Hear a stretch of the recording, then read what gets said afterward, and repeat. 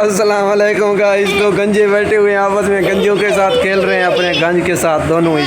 एक उसके गंज से खेल रहा है, एक उसके गंज से खेल रहा है और हंस रहे हैं ये बच्चे।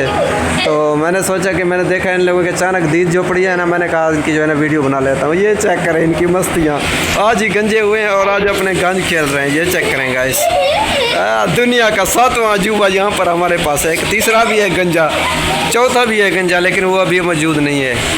आप इन लोगों को चेक कर लें, इनके गंज खेल रहे हैं। बस अभी इस गाइस को हम गंजे हुए हैं। आप लोगों के लिए हमारे चैनल को सब्सक्राइब करें।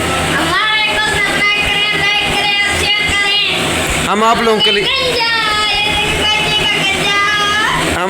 लिए गंजा हुए हैं।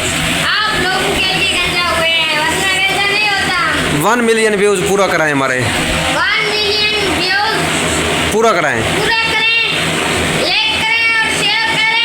और सब्सक्राइबर 10,000 फॉलोअर पूरा करें। हमारे 10,000 फॉलोअर पूरा करें। सब्सक्राइबर भी यूट्यूब के 4,000 1,000 सॉरी।